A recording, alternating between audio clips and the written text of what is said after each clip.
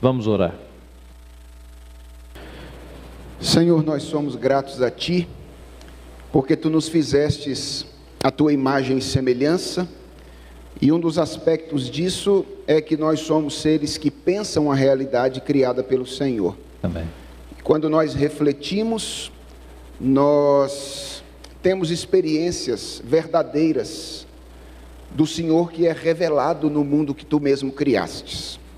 Queremos pedir ao Senhor que Tu nos abençoes durante esse tempo de conversa, agradecer ao Senhor já pela semana que tivemos tão proveitosa de palestras, e que agora, quando vamos conversar sobre questões que foram levantadas pelos participantes desta conferência, que o Senhor nos dê graça, nos dê clareza, nos dê mente cristã, para que em nossas respostas, na nossa interação, nós possamos de alguma forma sermos confrontados com a Tua palavra, edificados por ela, advertidos, corrigidos por ela, e que nós, de alguma forma, possamos glorificar o nome do Senhor através de nossa interação e sermos beneficiados pelo poder que há em Tua palavra.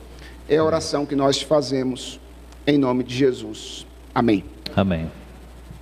Muito bem, meus irmãos, nós temos aqui várias perguntas que chegaram pelas redes sociais, mas se você tiver uma pergunta, basta colocar no papelzinho e pode trazer aqui para nós. Vamos tentar responder. Tentar porque nosso tempo é limitado, a gente não vai ficar aqui até meia-noite, não é? Então, nós já temos aqui perguntas do que é possível responder, então nós vamos selecionar algumas. Eu começo fazendo uma pergunta para o reverendo Jonatas, que foi o preditor da noite. Quem enviou foi o seminarista Ian. Se a Bíblia é suficiente no aconselhamento cristão, por que aprendemos psicologia?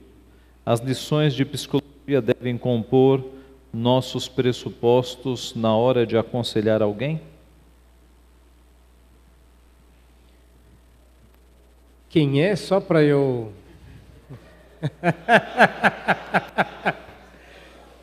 Brincadeira. Essa é uma pergunta muito comum para quem defende o aconselhamento bíblico e o aconselhamento redentivo. Mas depende muito da perspectiva da qual você vai dar essa resposta. A minha perspectiva é mais alinhada com a perspectiva do aconselhamento redentivo. Então a minha resposta à pergunta, a primeira parte da pergunta é se a Bíblia é suficiente porque aprendemos psicologia, é porque aprendemos filosofia, sociologia, porque todas as áreas do saber nos são úteis para compreender o mundo onde estamos e qual é o desenvolvimento teórico que temos feito a esse respeito. Então, se você está pensando que porque defendemos a suficiência das Escrituras não devemos ter psicologia na nossa formação, você está equivocado. Por outro lado, nós não deveríamos aprender psicologia diferente de como aprendemos filosofia. Deveríamos aprender isso criticamente. E o defeito está por uma questão vantiliana, e todos os dois modelos o são, em não perceber o caráter de antítese que está na raiz dos pressupostos de uma abordagem secular, quer na filosofia, quer na psicologia. Então, se as Escrituras são suficientes, por que eu tenho que usar a psicologia, ou se ela acaba sendo útil em alguma medida na minha abordagem, visto que os pressupostos são conflitantes? Isso não faz muito sentido se você observar o paradigma da criação, que é a de redenção. Todo conhecimento foi criado, todo conhecimento é caído e todo conhecimento precisa ser redimido. É uma questão de paradigma filosófico. Então, desde que eu estude qualquer coisa que eu estudo debaixo de um paradigma criação, queda e redenção, que eu vou chamar de diálogo, antítese e redenção. Eu dialogo porque está na criação, eu estabeleço uma antítese por conta da queda, mas eu processo o reenquadramento ou realinhamento pela redenção. Então é lícito que nós estudemos e devemos estudar qualquer coisa, qualquer matéria, em qualquer circunstância. Ok. Eu vou unir algumas perguntas aqui. Uma delas veio do seminarista Denis, outra do seminarista Sidney, para o reverendo Donizete. Como o método pressuposicionalista auxiliaria o jovem a enfrentar o secularismo na faculdade e como criar um programa de formação em apologética para membros da igreja?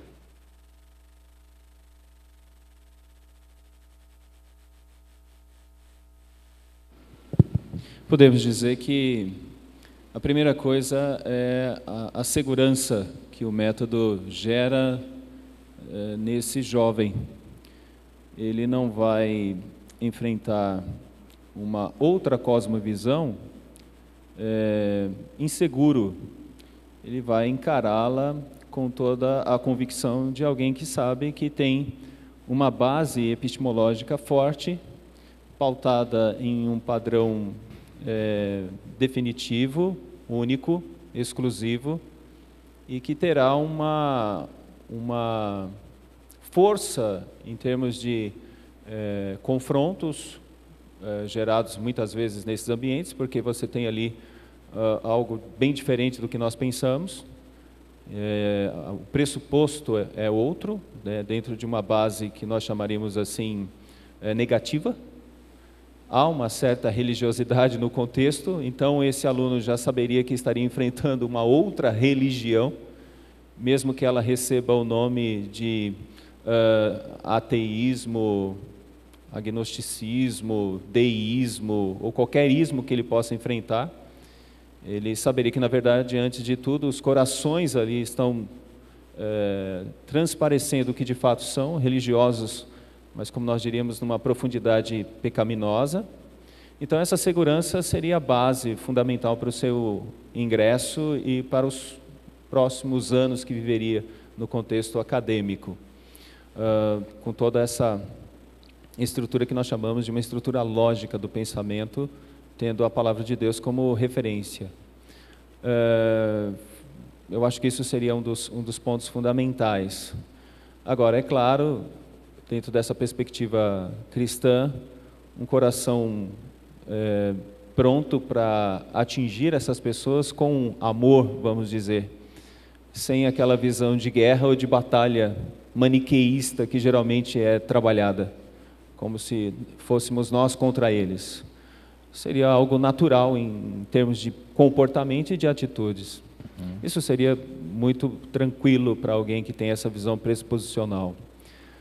Fora isso, o fato de poder, tem até esse ponto estabelecido já pelo reverendo Abdias, quando a gente consegue entender que essa visão crítica que nós estabelecemos, que já vem de uma estrutura crítica, né, ela é fundamental para que se possa mostrar um contraditório e dizer que existe um outro caminho, uma outra forma de agir, uma outra forma de pensar e uma outra forma de proceder, e que não é meramente uma ideia tão somente religiosa, mas tem um fundamento que é muito maior, que é a própria base de fé, de significado e de existência, que seria a questão da própria criação, e dentro desse processo de remissão, ou seja, você pode trabalhar com determinada matéria, seja psicologia, filosofia, outra área da biologia, e teria tranquilidade em demonstrar que seu ponto de vista é um ponto de vista que entende isso, compreende essas coisas, mas tem uma outra forma de compreender como isso pode ser resgatado para a glória de Deus. A segunda parte, eu acho que isso é muito importante para nós nas nossas igrejas. Geralmente, os nossos jovens ou adolescentes vão se deparar com uma visão apologética quando já estão para ingressar numa faculdade ou quando já passaram por informações no fundamental ou no médio que são desafiadoras. A minha proposta seria algo mais audacioso. Eu acho que a gente deveria já ter um currículo de apologética para crianças. É meio assim, mas eu acho que seria esse um caminho. As nossas formulações apologéticas já deveriam surgir na igreja. É claro, vem por meio dos próprios sermões, que devem transmitir isso, mas já mas já deveria ser parte de um currículo de escola dominical. Eu acho que a gente já poderia mostrar isso para eles, e eles já estão preparados. Uma criança hoje com 7 anos já sabe lidar com muitas coisas que há umas 2 décadas atrás não saberia lidar. Esse é o processo de informações rápidas que nós temos no contexto atual moderno.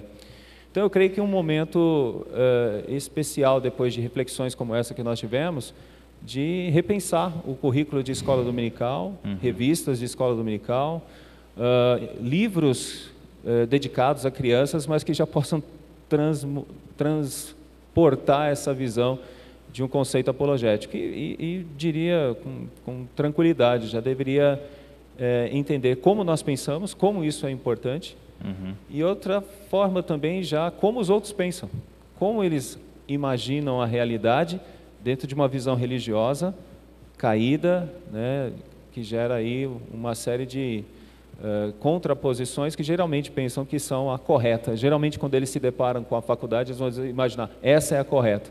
Não, uma criança já poderia ter algo parecido antes, e eu acho que classes e currículos que poderiam atingir isso seria muito bem-vindo no contexto que nós temos agora.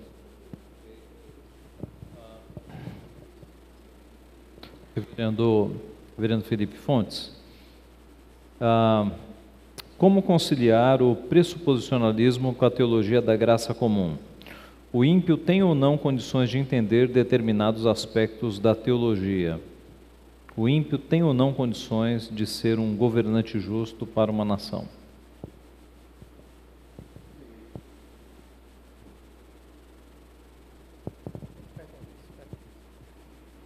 Ok. Bem, a primeira parte da pergunta é como conciliar a apologética pressuposicionalista à doutrina da graça comum. Na verdade, eu nunca soube que elas um dia se dissociaram, não é?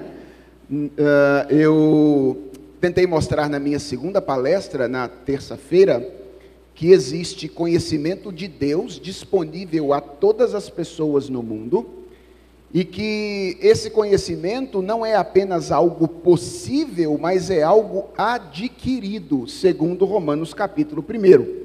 Paulo diz que, tendo conhecimento de Deus, os homens não o glorificaram como Deus. Então, quando Paulo faz essa afirmação, tendo conhecimento de Deus, o que ele está dizendo é que o conhecimento não apenas está disponível na criação, mas que ele é, de alguma forma, em alguma medida, apropriado pelas pessoas que não conhecem ao Senhor. Então, na verdade, a doutrina da graça comum nunca se dissociou da apologética pressuposicionalista. Essas duas coisas sempre andaram, de alguma forma, juntas, em algum nível. A segunda parte da pergunta é um pouco mais complicada, não é? Se um ímpio pode ter algum conhecimento de teologia que seja correto, e se um governante ímpio poderia agir ou atuar com justiça. Bem, aqui nós temos duas perguntas de naturezas distintas, porque uma é bem privada e outra é bem pública, né? Uma tem a ver com conhecimento de teologia, outra tem a ver mais com a atividade pública. E eu faço questão de diferenciar as duas, porque eu acho que a resposta não é exatamente a mesma, ok? Bem, seguindo o que o apóstolo Paulo diz aos Romanos no capítulo 1, é claro que em algum nível o ímpio pode ter algum conhecimento de teologia, e ele tem algum conhecimento de teologia. A questão é se esse conhecimento é um conhecimento pleno da verdade, e se esse conhecimento é respondido de modo adequado, o que jamais acontece. A segunda pergunta, eu acho que nós poderíamos expandir ela um pouco mais e pensarmos mais no papel da igreja na cultura do que propriamente na expectativa que eventualmente nós temos de que um ímpio haja de maneira justa. Por que eu estou dizendo isso? Porque a experiência de gerir uma nação, ou a experiência de gerir uma sociedade, nunca é um processo exclusivo de um indivíduo. Na verdade, é alguma coisa que acontece ou que ele realiza numa estrutura cultural na qual ele depende de um conjunto de instituições e assim sucessivamente. O que eu estou querendo dizer com isso?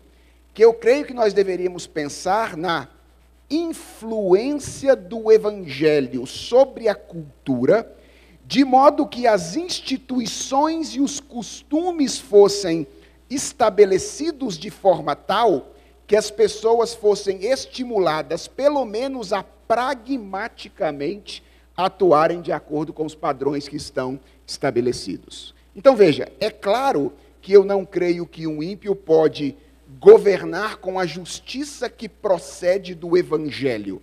Mas eu creio que um ímpio que vive em uma cultura impactada pelo Evangelho pode, por razões pragmáticas, governar com justiça.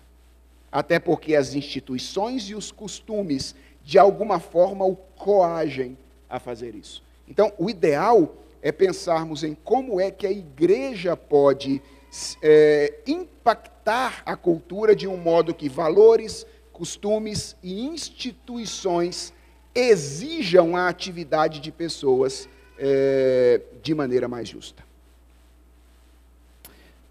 Muito bem. Uma pergunta aqui de um membro da IPB do Jardim Bonfiglioli ao reverendo Jonatas. Como direcionar alguém cristão que está em terapia psicológica a voltar-se mais para o aconselhamento bíblico? Essa é a segunda pergunta mais perguntada. A gente sempre diz que essas perguntas são aquelas que, se a gente recebesse R$1 toda vez que ela é repetida, comprava um carro zero. A parte mais complicada é lidar com o que esse tipo de mudança significa na nossa sociedade. Né? A gente já está imbuído de uma cosmovisão secular o suficiente que acredita que o profissional da ajuda secular ele é mais habilitado para fazer esse serviço do que um conselheiro cristão. E isso porque, essa semana deixou claro, não vasculhamos os pressupostos.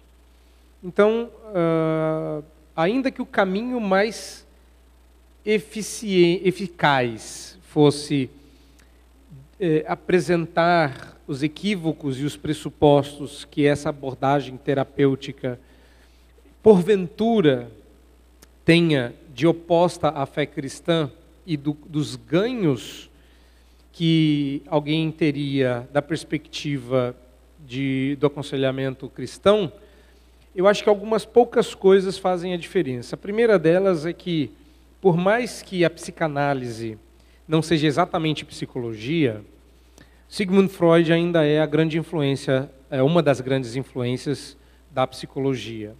E ele se referia ao trabalho do terapeuta como pastor secular de almas. Essa é a expressão que Freud usava, pastor secular de almas.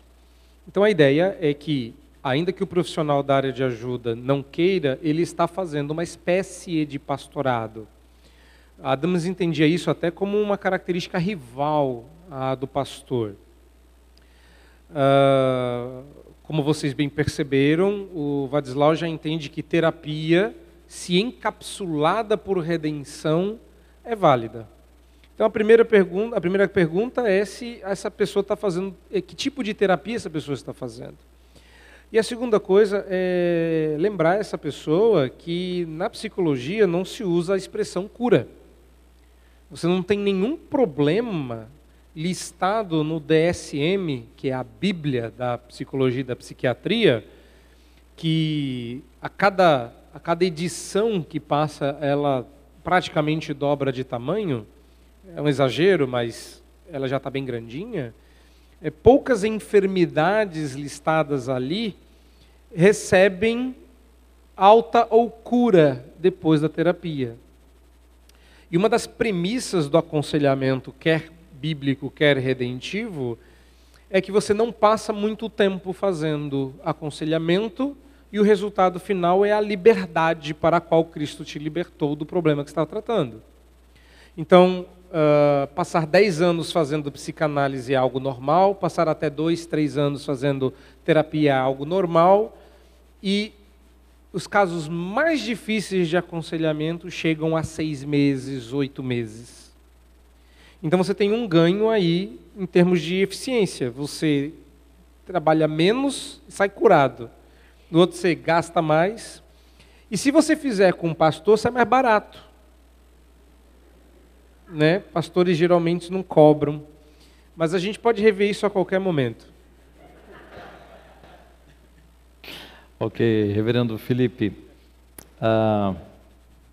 sobre o uso da lógica na formulação teológica, afinal, quem tem razão, Van Til ou Gordon Clark? O senhor gosta de mim, né? Isso é pergunta que se faça. Quem fez foi o Ian, novamente. Quem? O Ian. Ian está no seminário, Ian? Espero nos encontrarmos um dia, se Deus quiser. Ok. Irmãos, a controvérsia Clark-Van Til é uma controvérsia bem famosa, não é? Bem conhecida. Ela ficou historicamente aí conhecida como a controvérsia da OPSI, que foi a igreja onde ela aconteceu. Ela foi uma controvérsia inicialmente de natureza teológica, mas que posteriormente acabou ganhando alguns contornos políticos, porque um grupo de pessoas mais ligado a Cornelius Van Til foi contra a ordenação de Gordon Clark no presbitério da Filadélfia, onde Gordon Clark era candidato ao ministério naquela ocasião. Basicamente, a queixa, e essa palavra às vezes é muito forte, não é? Quando a gente diz que levantaram uma queixa, é que a queixa era o instrumento jurídico necessário para provocar o presbitério para atuar naquela situação de um candidato ao ministério. A queixa girava basicamente em torno de 3 questões. A questão da relação entre o conhecimento de Deus e o conhecimento do homem, a relação criatura-criador, esse era um elemento fundamental da queixa. O segundo elemento fundamental era a questão do problema do mal, que Gordon Clark afirma ter resolvido, e os vantilianos tinham dificuldade com a crença de que havia uma resolução para esse problema. E a terceira questão era a questão da livre oferta do Evangelho. Então havia 3 grandes questões importantes que os vantilianos entendiam que, de alguma forma, feriam os documentos confessionais da OPSI naquela ocasião. Mas eu creio que o que está no fundo, o pano de fundo da discussão teológica, é exatamente que essa pergunta acaba de levantar. Qual é o papel da lógica na produção teológica? E aí, em geral, os vantilianos entendiam que a lógica era muito importante, mas viam a lógica como um elemento criado e que, portanto, deveria ser ela, inclusive, regulamentada pela revelação. Então, ela pode ser utilizada à medida que a revelação permite. E quando a revelação te diz que ela deve eventualmente ser suspensa, pelo menos temporariamente, então você deve suspendê-la. Gordon Clark tinha uma visão um pouco mais, como é que eu diria, mais otimista da lógica. Não é? Ele entendia que a lógica era uma propriedade do ser divino. Tanto é que ele traduz João capítulo 1 como no princípio era a lógica estava com Deus e a lógica era Deus. Então, Gordon Clark entendia, não é que a lógica estava acima da Escritura, esse não era o entendimento, pelo menos o entendimento declarado, os vantilianos vão acusar disso, mas o entendimento declarado era que a Escritura era necessariamente lógica, uma vez que Deus é lógico também. Eu entendo que essa concepção clarkiana da lógica o legou alguns problemas importantes. Por exemplo, Gordon Clark foi acusado algumas vezes de nestorianismo, pela dificuldade de lidar com as duas naturezas em uma pessoa, na pessoa de Jesus Cristo. E ele foi acusado de alguma forma, ter uma concepção da soberania de Deus que ignora a liberdade humana e não faz justiça à imago Dei, a imagem de Deus no homem, principalmente na questão da livre oferta do Evangelho e na questão da resolução do problema do mal. Então, minha resposta é: eu prefiro o posicionamento dos vantilianos. Eu entendo que a lógica é um elemento criado e que deve ser regulada pela revelação divina. Então, eu lido bem com antinomias e com paradoxos, o que não era comum a Gordon Clark. Clark entendia que paradoxos e antinomias não deveriam existir e que a gente deveria conseguir explicar todas essas coisas. Só uma pequena parte, reverendo Felipe, nessa questão da lógica, na parte da suspensão, quando ela não se torna eficaz com relação à pessoa do nosso Deus, Pai, Filho e Espírito Santo. Então, quer dizer, você tem 1 mais 1, 2, 2 mais 2, 4, mas isso não cabe de maneira alguma quando você fala da Trindade. Então, não dá para utilizar isso. Então, foi execrado. Muito bem. Reverendo Donizete, como o pensamento de Thomas Reid, ele nos ajuda nessa questão da filosofia pressuposicional? Eu gosto desse rapaz aí, Thomas Reid. Ok. Bom, como que é na questão?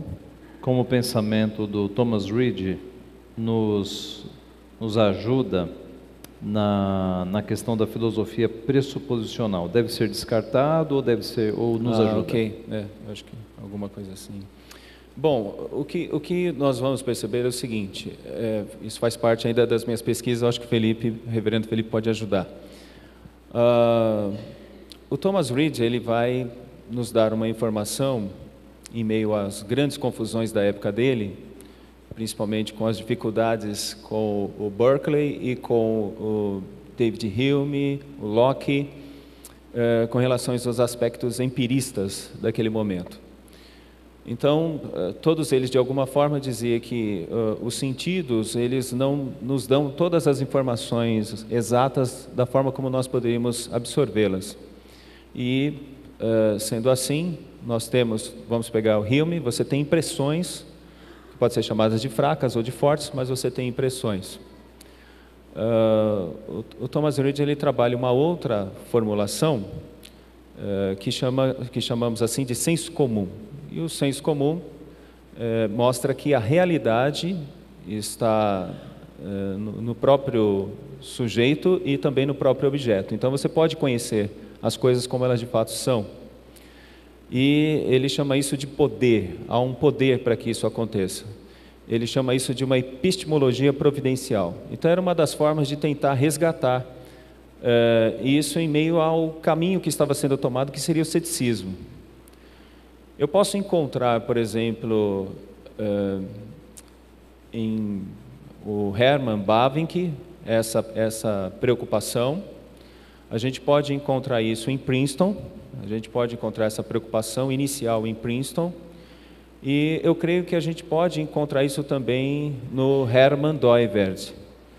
Então, os caminhos assim de uma filosofia pressuposicional, chegando até, por exemplo, um Schaeffer, se dá por meio de um Huckmacher que teve um contato com a filosofia do Hermann Doivert, e dessa forma você pode fazer um rastreamento e tentar encontrar essa visão do realismo dentro de um ponto de vista schaefferiano.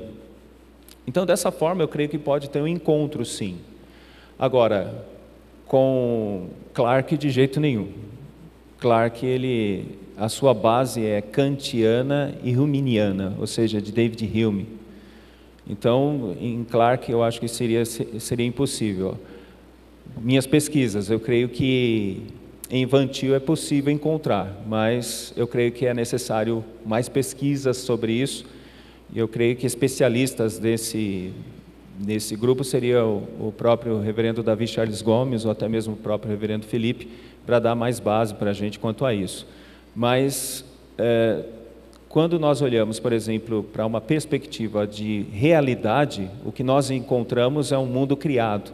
Esse mundo criado nos revela informações importantes a respeito de Deus, tanto na natureza, e quando nós olhamos para a Bíblia, a filosofia do Thomas Reid pode ser muito bem utilizada para isso, quando você percebe que tudo o que aconteceu no contexto da suprema revelação, que é Cristo, era real, era de fato palpável, você via, você encontrava.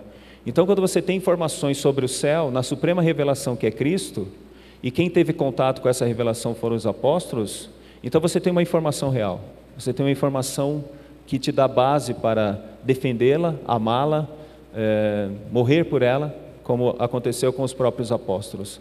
Eles não tinham um fantasma, eles tinham a própria revelação. E aí um texto forte para nós, para utilizar para isso, seria a primeira de João, os primeiros versículos do texto de João.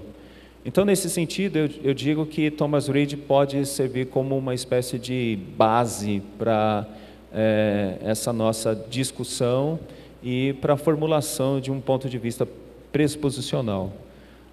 Mas quando a gente fala de um movimento mais moderno, como de Van Til e de Clarke, Van Til tenho minhas dúvidas, com Clarke diria que não. Reverendo Jonatas, qual é o lugar, e se há um lugar para o aconselhamento no sermão expositivo? No sermão? No sermão expositivo. Ou o sermão ocupa uma função de aconselhamento? Qual é a relação entre eles? Ok. Reverendo Vadislau chegou a publicar 2 artigos sobre o relacionamento do aconselhamento com a pregação.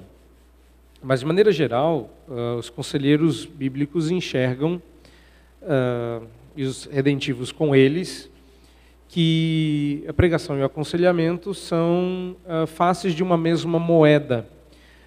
Alguns conselheiros bíblicos não enxergam assim, enxergam mais elementos, como a ideia do ensino, e isso desmontaria a beleza do argumento. Mas a ideia é que, e eu fiz alusão a essa ideia quando falei, de que nós somos ministros da palavra.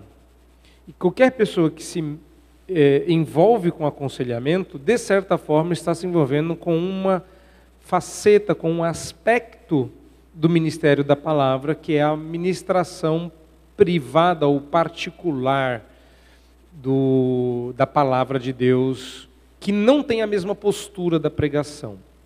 Mas eu defendo que o papel do aconselhamento na pregação é tornar a minha pregação mais afiada. Eu, se faço aconselhamento bíblico, sei melhor aplicar aquela exegese para problemas da vida. E o que normalmente acontece, que é uma crítica comum, para quem teve aula comigo vai se lembrar dessas críticas, de que a gente normalmente termina o sermão pedindo para o Espírito Santo fazer parte do nosso trabalho, que é aplicar o texto.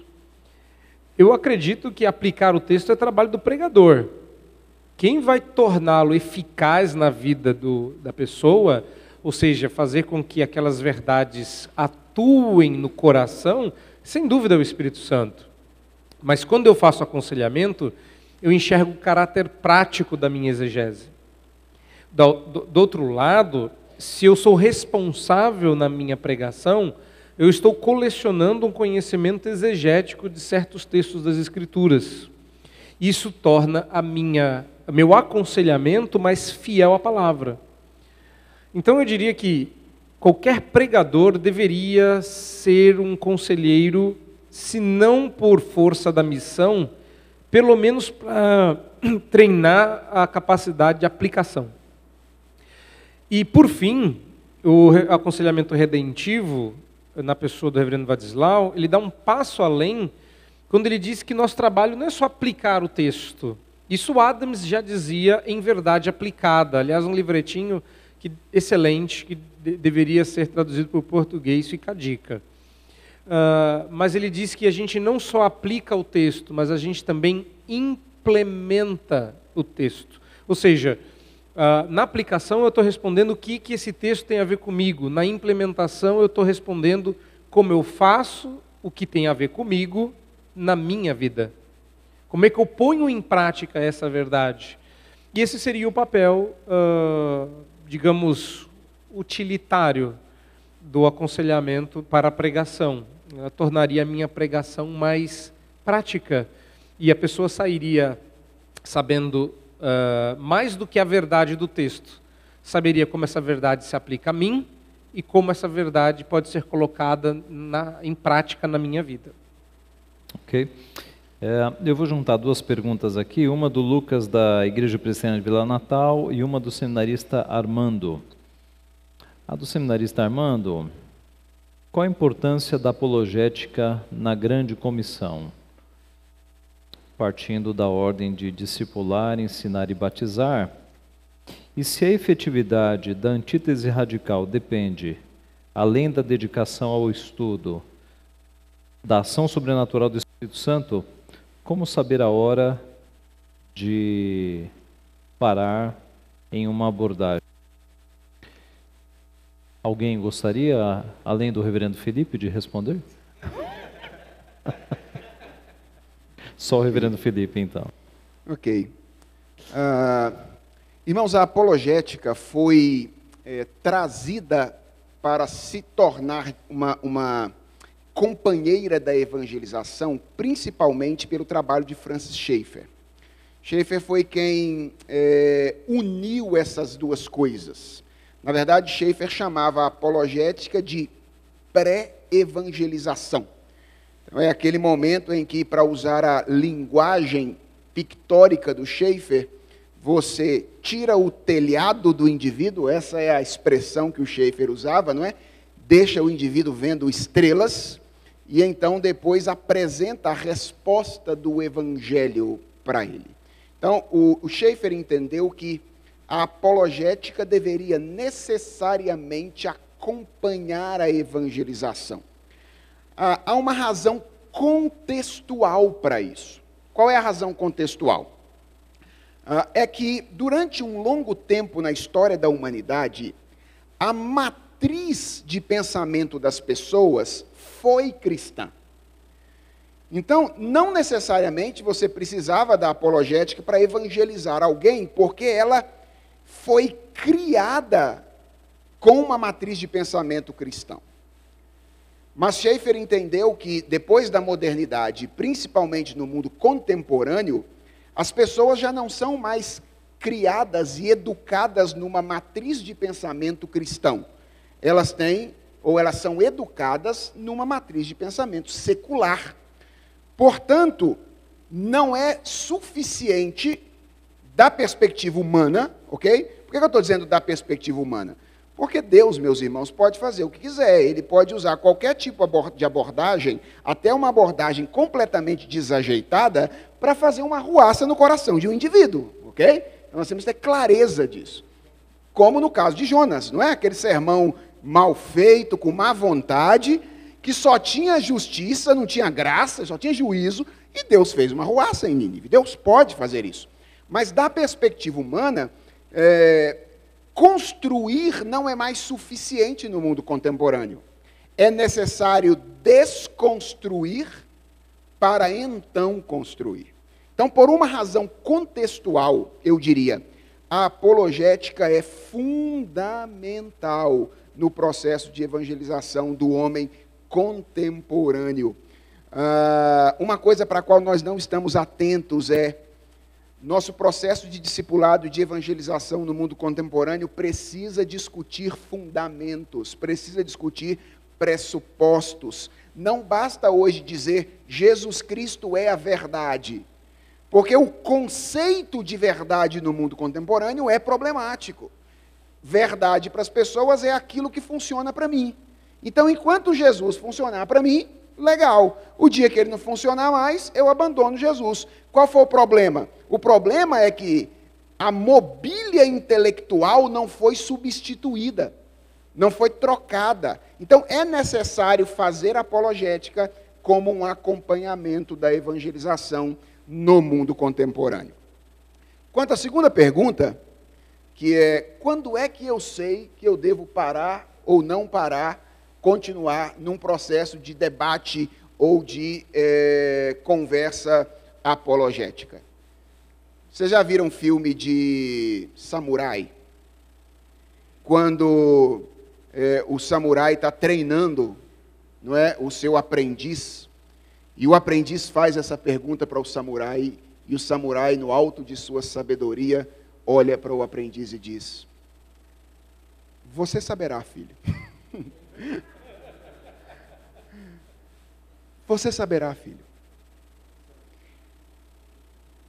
Entenda, vida com Deus não é decorar um conjunto de princípios que você tem controle sobre eles em todas as circunstâncias da sua vida. Vida com Deus é caminhada com uma pessoa. Pessoa que inclina o coração de quem Ele quer para onde Ele quer. Soa meio pentecostal isso, né? Não. Isso é vida com Deus. Deus nos conduz, Ele nos guia. Por que eu acredito que o conhecimento da verdade é possível? É porque nós temos categorias lógicas que são suficientes? É porque nós temos revelação de pressupostos que foram construídos ao longo das... Sabe qual é a razão final? Porque existe uma promessa. Jesus Cristo disse que o Espírito Santo nos guiaria a toda verdade. Então, a resposta é: ande com Deus e você saberá, filha. Talvez aqui o aconselhamento possa dar uma contribuição, principalmente no saber quando parar. Quando a gente domina os pressupostos, eu digo isso em aula, que quando a gente conhece a cosmovisão de alguém, a gente conhece os seus furos e fica fácil destruir e a pessoa ficar vendo estrelas, há um certo prazer, no meu entender pecaminoso, de ver o edifício teórico de alguém ruir pela sua fragilidade, enquanto o seu edifício teórico, porque é dependente de um poder sobrenatural, nunca vai ser destruído. Mas isso é porque a gente quer sempre ganhar o argumento. É porque a gente quer ter razão. E uma das coisas que a gente tem que repetir sempre para não esquecer é que o alvo dessa argumentação bem estruturada não é mostrar que a gente está certo, é ganhar o coração. Você sabe quando parar, quando o coração foi ganho. E quando o coração é ganho, você atingiu o seu alvo principal, que é ser um instrumento na mão do Redentor para conduzir as pessoas e seus corações aos pés da cruz. Então, às vezes, você vai ter que abrir mão até da vitória para que o coração seja ganho. Nosso alvo é mostrar, sim, que toda falácia, lógica ou não, está errada e que todos os pensamentos que não pensam os pensamentos de Deus após eles estão equivocados e são rebeldes, reversos e inversos. Mas no final das contas, se a apologética tem uma ligação muito forte com a evangelização, o alvo final é um coração convertido. Então, se você ganhou o coração, não precisa continuar batendo. É como continuar malhando o arrependido, quando a disciplina é para o arrependimento, quando o convencimento é para a conversão. Então, ganhar o coração como alvo meio que limita a gente a parar de bater com os nossos argumentos. Lembre-se de que a verdade é muito boa e ela é dura como um bastão de beisebol. Cuidado para você não sair batendo nas pessoas com a verdade. Nós vamos encerrando por aqui, porque o nosso tempo passa rápido. Agradecemos a presença de todos. Nós vamos terminar então com a palavra de oração. Vamos ficar em pé e agradecer a Deus. Pai Santo, nós te somos gratos por esta semana, te agradecemos por tantos ensinamentos preciosos que pudemos receber, oriundos da tua palavra e dos teus poderosos feitos na história da humanidade, especificamente iluminando a mente de alguns homens para avançar no teu conhecimento, Pai. Nós te louvamos pela vida destes homens do passado que, ó Pai, exploraram a tua palavra e nos trouxeram ensinamentos tão preciosos que nos ajudam hoje, e agradecemos pelos homens do presente, Pai, que têm estudado, têm se debruçado no conhecimento da tua palavra. Alguns destes homens estão aqui conosco e nós louvamos ao Senhor pela vida deles. Pedimos que dê a eles força, saúde, dedicação, fidelidade ao Senhor, a fim de que o teu reino, o teu povo continue sendo beneficiado pelo Senhor, Pai. Te agradecemos por esta semana então tão proveitosa, a igreja que nos recebeu, a vida de cada irmão que pôde participar aqui e aqueles que puderam participar nas suas casas também assistindo.